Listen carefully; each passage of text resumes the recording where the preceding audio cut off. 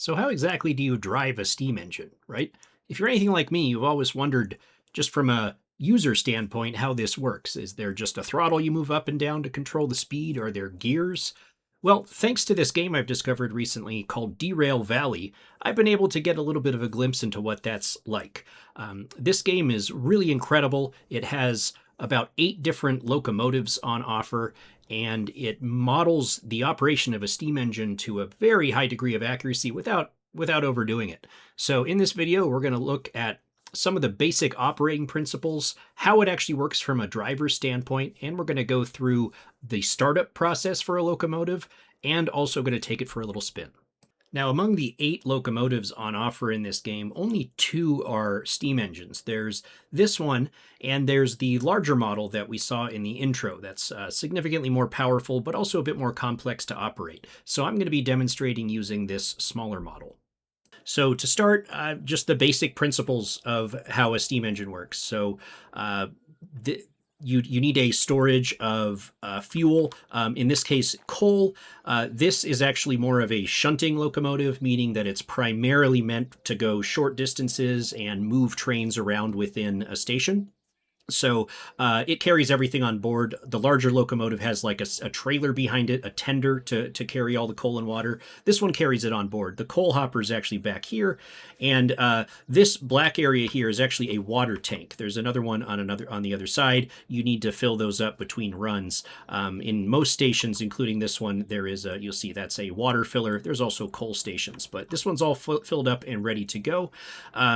Now, before we actually fire it up, there's a couple things I need to do, and there's a couple things I did prior to this video. So one of those is the lubrication system.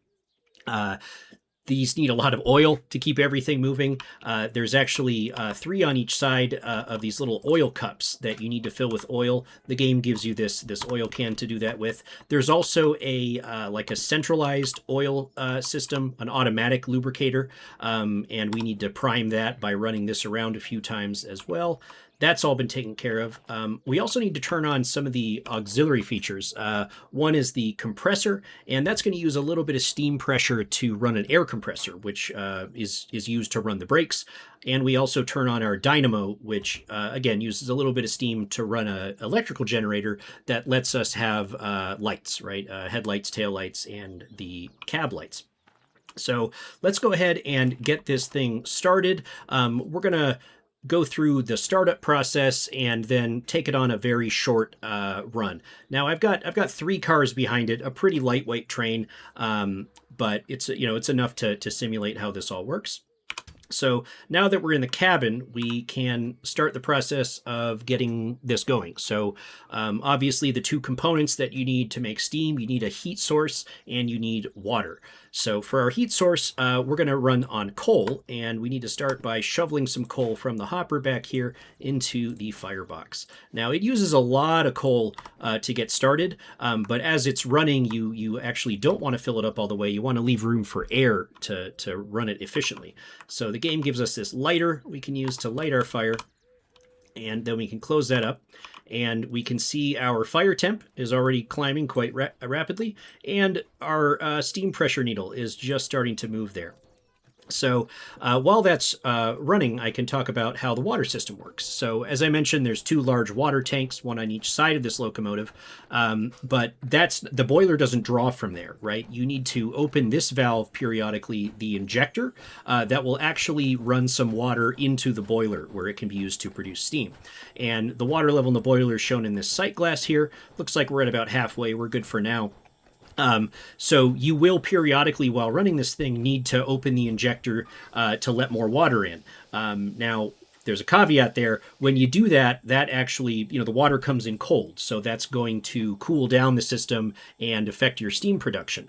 So you need to time it right. You do it when you're going downhill, or if you're just going on level ground and can coast the locomotive, or you can use it if you're actually generating too much steam, right? If you're in danger of having some excess, you can turn on the injector for a little bit, cool everything down.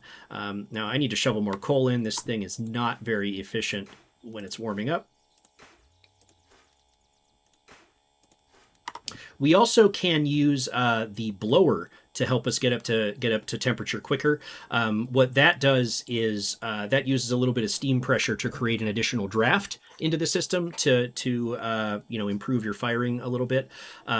The air intake into the firebox is mostly actually done by the engine itself. When you're actually up and running, it's going to be drawing air in as part of the steam cycle, but at rest you don't have that, so that's what the blower is for. We also have the blow down, and what that does is that lets water out of the boiler. So if we overfill it, that can help us avoid a blown cylinder. Interesting thing about the water level sight glass is it is affected by the angle of the locomotive. So if you're going uphill or downhill, it's not going to read as accurately. So again, that's something that you need to keep in mind.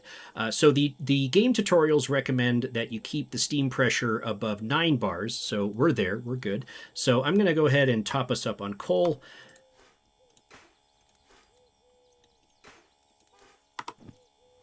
Okay, and we're about ready to get started here. Let's make sure we have our brakes activated. We can turn off the train brake as well as the hand brake. All right, so when it comes to actually turning all of this steam pressure into forward or rearward motion, there's a couple of controls we need to think about. One is this regulator, and that is the main control of how much steam is being let out of the boiler. But that doesn't drive the wheels. No, that would be too simple. It's sending the steam from the boiler to the steam chest. And from there, it is used to run the pistons, which in turn drive the wheels. And that part of letting the steam out of the steam chest, that is managed with this lever, the cutoff. And this does a couple of things. It controls whether you want to go forward or back, great. But it also, how far forward or back you have it, plays a big role.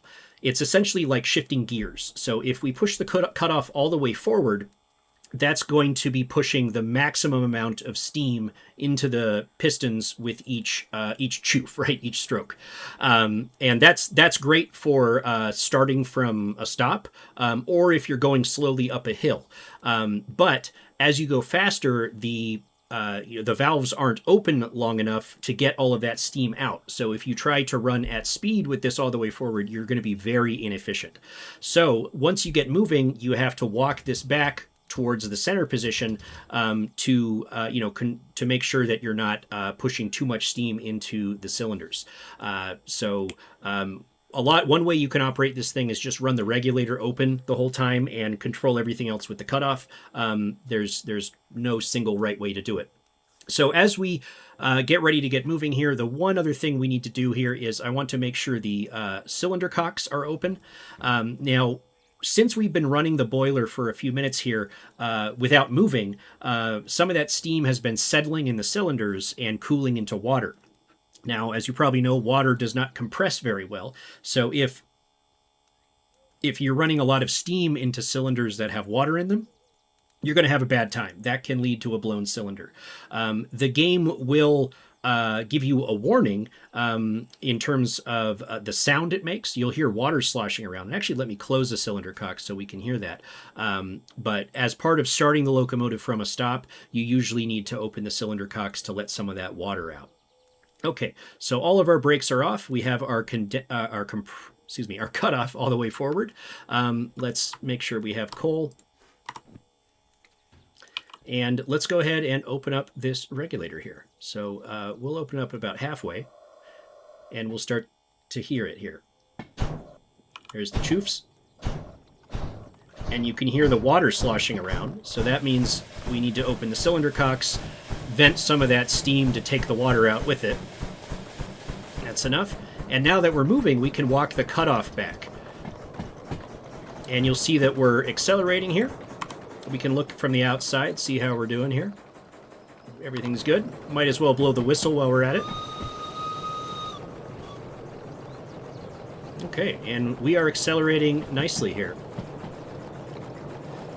This locomotive tops out at 60 kilometers an hour. Again, it's meant for short runs or shunting, but it's a great demonstrator for this. So I'm going to take it out of the station, and then we're going to bring it to a stop, and I'll give a little bit of a talk on how the brakes work. So I'm going to actually cut the regulator here. we're actually generating excess steam right now, and it's being emitted via the safety valve. So there's a few things that you can do to control that. As I mentioned, you can time your use of the injector to cool things down and prevent excess steam. There's also a damper that you can close, which will limit the airflow into the firebox and limit the fire a little bit. So yeah, there's a lot of balls to keep in the air, keeping this thing running and running efficiently. So I'm going to go ahead and bring us to a stop here. Now, locomotive brakes are a pretty large topic, but just for now, all I'll say is we just need to activate the brakes here. And once we start to slow down, there we go. I can back off a little bit, and it's going to go ahead and bring us to a stop here.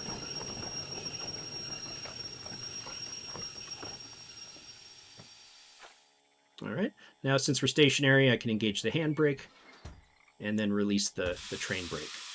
All right, so hopefully this video has been helpful for you, kind of wrapping your head around something you might have been curious about for a long time. Once again, the game I'm using here is called Derail Valley. You can pick it up on Steam. I'll have a link in the description. And yeah, I hope to make more videos. Thank you so much for watching.